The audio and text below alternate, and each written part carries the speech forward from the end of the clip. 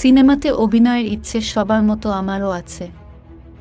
সম্প্রতি অনুদানের একটি সিনেমার প্রস্তাব পেয়েছি, কিন্তু যেমন কাজ দিয়ে শুরু করতে চাই তেমনটা পাচ্ছি না। ভবিষ্যতে যদি পছন্দের মতো গল্প পাই, পছন্দের মতো চরিত্র পাই, তাহলে সিনেমা নিয়ে ভাবব। চলচ্চিত্রে আপনাকে কবে দেখা যাবে, এমন প্রশ্নে কথাগুলো বলেন ছোট পর্দার জনপ্রিয় অভিনেত্রী কেয়া পায়েল।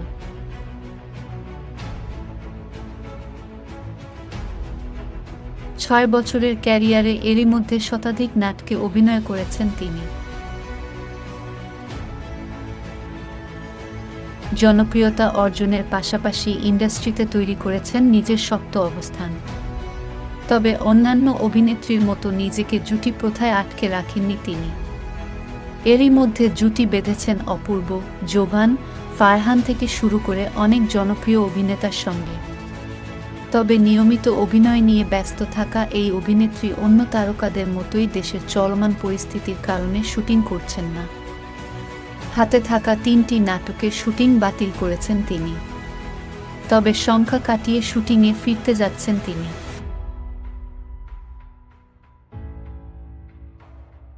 আজ থেকে আবারও পুরনো রূপে ফিরতে চান কেয়া। তিনি বলেন, এই কয়েকদিন পরিবারের সঙ্গেই সময় কাটিয়েছি।